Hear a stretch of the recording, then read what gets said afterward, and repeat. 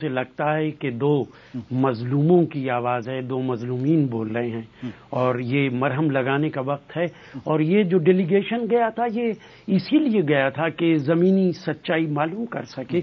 और मैं नहीं समझ पा रहा कि अगर ब्राह्मण्स जो कैंप्स में रह रहे हैं वो डेलीगेशन से मिलना चाहते थे तो डेलीगेशन क्यों नहीं मिला। डेलीगेशन को उनसे मिलना चाहिए था, उनके जज्बात, उनकी भावनाएं समझनी चाहिए थी, उनसे भी पूछना चाहिए था कि कश्मीर का क्या हल हो सकता है। लेकिन शायद मुझे लगता है कि ये डेलीगेशन जो सरकार ने फिलहाल भेजा था वो जो मौजूदा हालात हैं, जो हालात खराब हैं कश्मीर के वैली के, वो जमीनी सच्चाई मालूम करने के लिए भेजा था।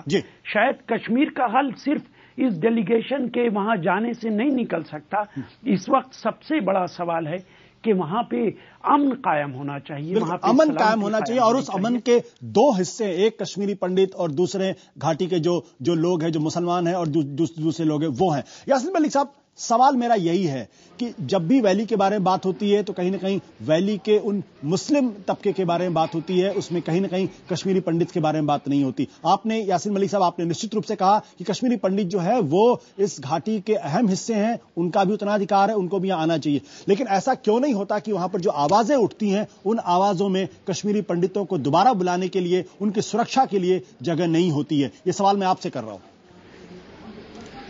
मुझे लगता है कि आप गलत बयानी कर रहे हैं। यहाँ पर जितने भी जो तहरीक से जुड़े हुए जितने भी लीडर हैं, जिस स्कूल ऑफ थॉट के साथ भी वो जुड़े हुए हैं, उन सबों ने मुश्तरका तौर पर अलहदा तौर पर जो हैं वो चाहते हैं कि कश्मीरी पंडित भाई जो हैं वो अपने अपने घरों को वापस आए। अब आप कहते हैं कि कश्मीर में सूरत हाल ठीक नहीं है। आप ये देख रहे हैं जो कश्मीरी मुसलमान हैं वो रोज 5, 6, 7 अपने नौजवानों की लाशें उठाते हैं। तो आप मुझे ये बताइए, जब यहाँ कश्मीर के माँ बाप को अपने बच्चों की जमानत नहीं है, आप मुझसे किसी की जमानत कैसे मांग रहे हैं? कश्मीर की सूरत हाल खराब है।